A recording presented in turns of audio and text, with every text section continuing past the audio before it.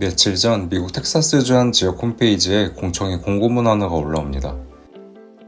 내용이 반도체 공장 건설 허가 신청인데 신청자가 스페이스X예요. 요즘 상장 준비 때문에 꽤 핫한 기업이잖아요. 근데 스페이스X 하면 보통 로켓 만드는 회사로 알려져 있는데 이 로켓 만드는 회사가 반도체 공장 세금 감면을 카운티에 요청한 거예요. 테슬라도 아니고 반도체 회사도 아니고 로켓 회사가 말이죠. 서류를 들여다보면 내용이 더 압도적인데 1단계 투자만 550억 달러, 약 80조 원이에요. 일반적으로 첨단 반도체 공장 하나 짓는데 보통 100억에서 300억 달러 정도가 든다고 하는데 이건 그거의 몇 배인 거죠. 전체 계획이 완성되면 천문학적인 숫자까지 커질 수 있는데 이 공장 이름이 바로 테라팹입니다. 여기서 TSMC를 잠깐 이야기하자면 TSMC가 월 10만 개 이상의 웨이퍼를 찍어내는 공장을 기가팹이라고 부르는데 이 테라팹은 그 기가팹보다 훨씬 크다는 걸 이름으로 선언한 겁니다. 즉 기가 위에 테라, 이걸 숫자로 풀어보면 1000배 차이인 거죠. 근데 이게 진짜 얼마나 말도 안 되는 규모냐면 한 투자 리서치 기관에서 계산을 해봤더니 머스크가 목표를 제시한 연간 1TB 컴퓨팅 생산량을 실현하려면 5조 달러의 자본과 최대 358개의 반도체 공장이 필요하다고 추정하는데 이 5조 달러는 미국 1년 예산의 70%에 해당되는 금액이에요. 지금 테라팹이 1개인데 목표까지 357개를 더 지으려고 하는 거죠. 그러니까 이걸 보고 TSMC 최고 경영자가 뭐라고 했냐면 반도체 공장 짓는데 2에서 3년, 양산까지도 1에서 2년 정도 걸리는데 말도 안 되는 계획이고 지름길은 없다고 딱 잘라 말했죠. 그런데 다들 머스크 성격 아시잖아요. 그냥 마이웨이로 밀어붙이고 있습니다. Epic chip building exercise in history by far.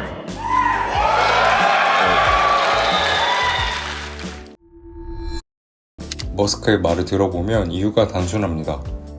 테라팹 공식 행사 발표에서 머스크가 이렇게 말했거든요. 즉 공급망에게만 의존하기에는 시간이 너무 오래 걸리게 되니 결국 테라팹을 짓겠다는 건데 근데 숫자를 한번 대입해보면 이게 스케일이 장난 아니에요. 머스크가 생각하기엔 현재 지구상 모든 반도체 공장을 합쳐도 머스크 기업에 필요한 컴퓨팅 파워의 약 2%밖에 공급하지 못한다고 보고 있는데 쉽게 말하면 전세계 반도체 공장이 다 머스크 회사만을 위해 돌아가도 실제 수요의 50분의 1밖에 안 된다고 보고 있는 거죠. 근데 대표적인 빅테크인 구글, 메타도 칩이 모자라서 날린 상황에서 그 모든 수요를 합친 것보다 머스크 혼자 필요한 게 50배 많다는 거죠. 이걸 데이터 센터 관점에서 봐보면 현재 전세계 데이터 센터 총容量이 103GW로 추정돼요.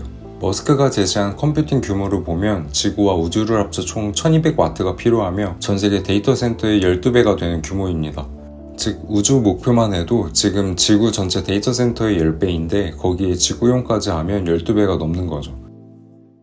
그래서 머스크의 계획이 무엇이냐면 머스크가 남긴 트윗에 나와 있는데 테라팹에서 생산되는 칩의 약 80%를 우주용으로 20%는 지상용으로 하겠다는 겁니다.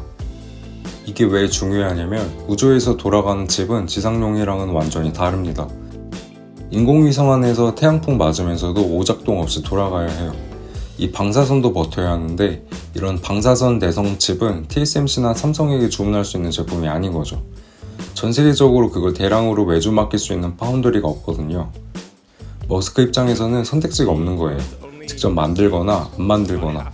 여기서 그림이 보이는데 테슬라 로봇이 움직이고 스페이스X 위성이 궤도를 돌고 xAI가 연산하는 모든 순간에 외부 의존 없이 자기 칩이 들어가게 하는 구조인 거죠. 즉 삼성도 TSMC도 엔비디아도 끼어들 자리가 없는 완전한 머스크 기업으로 수직 계열화된 구조를 바라보고 있는 겁니다. 이게 비교적 장기간의 계획인 건데 한 반도체 분석가는 머스크의 테라팹에 대해 이렇게 평가했죠. 이게 결국 단순 계획이 아니라는 증거가 이미 나옵니다.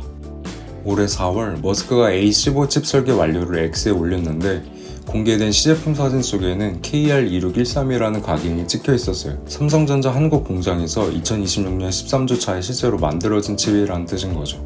테라팹이 완성되기 전까지는 지금 이 구조로 가는 거예요. 설계는 테슬라가, 제조는 삼성과 TSMC가, 그리고 언젠가는 전부 직접 만드는 구조로요. 솔직히 저도 이게 가능한 건지 계속 의문이 들었거든요. TSMC CEO도 지름길이 없다고 했었으니 이것도 결국 그냥 던진 소리 아닌가 했는데 근데 이전과는 다른 점이 하나 있습니다. 올해 1월 프리먼트 공장에서 옵티머스 3세대 양산이 공식적으로 시작됐는데 지금 1000대 이상이 테슬라 공장 안에서 배터리셀 분류, 자재이동 같은 실제 작업을 수행하고 있고요. 로봇이 공장 바닥에서 실제로 일하고 있고 A15칩도 삼성에서 실물로 나왔고요. 즉 방향이 머스크가 정해놓은 길로 가고 있다는 겁니다. 이게 10년 전 상황이랑 똑같은데 10년 전 머스크가 로켓 재사용하겠다고 했었을 때 업계 반응이 지금이랑 똑같았었죠. 물리적으로 불가능하다고 말도 안 되는 소리라고 그랬었는데 지금 펠컨 9이 하늘에서 내려와서 발사대에서 서는 거 우리 두 눈으로 봤었잖아요. 테라팹이 그 경로를 따라간다면 반도체 산업 전체 구조가 지금과는 많이 달라질 겁니다. 지금은 AI 인프라가 엔비디아 한 회사에 묶여있는 구조라고 볼 수 있는데 머스크가 자기 회사들을 위한 별도의 체계를 만드는 셈이니까요. 머스크는 테라팹을 선택지가 아닌 필수사항이라고 규정하기도 했습니다. 성공하면 지구에서 우주까지 외부 의존 없이 돌아가는 시스템이 생기는 거고 실패해도 이 시도 자체가 공급망에 압력을 넣고 시장 전체를 흔드는 효과까지 생길 수 있죠. 어떻게 보면 머스크한테는 두 경우의 수가 썩 나쁘지 않은 게임인 겁니다. 여러분은 이 판 어떻게 보고 계신가요? 오늘의 이야기는 여기까지입니다. 시청해주셔서 감사합니다. 감사합니다.